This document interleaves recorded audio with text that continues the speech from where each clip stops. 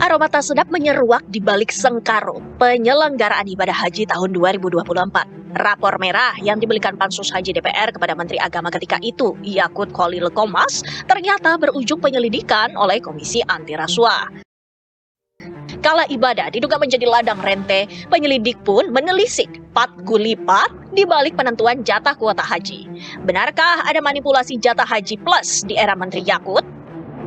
Jadi Kasus dugaan korupsi dalam penetapan kuota haji bermula dari temuan Pansus Angket Haji Dewan Perwakilan Rakyat atau DPR. Ketika itu, Pansus menemukan berbagai kejanggalan dalam pelaksanaan haji yang menjadi tanggung jawab Kementerian Agama.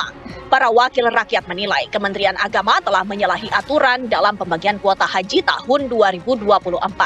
Pansus menyoroti keputusan Menteri Agama yang membagi alokasi 20.000 kuota tambahan dari Arab Saudi yang dinilai tidak memiliki dasar hukum, yaitu 10.000 untuk haji reguler dan 10.000 untuk haji khusus.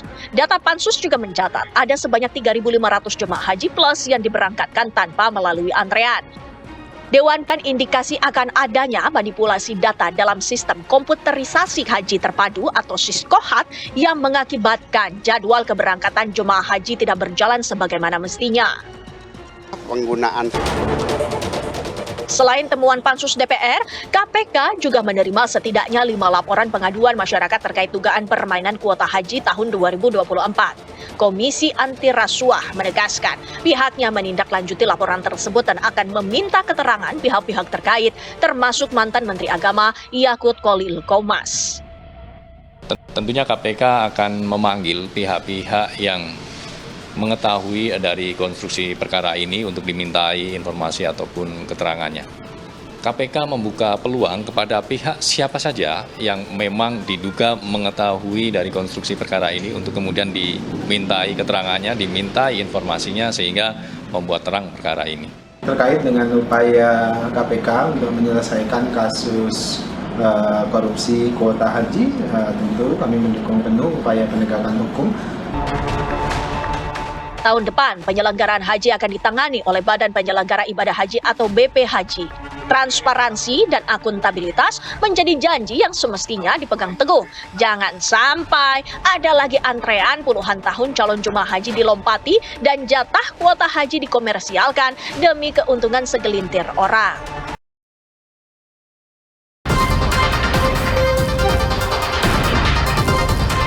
Pendakwah Khalid Basalamah buka suara terkait pemanggilannya ke Komisi Pemberantasan Korupsi beberapa waktu lalu. Menurut Khalid, ia datang karena pemanggilan KPK merupakan kewajibannya sebagai warga negara.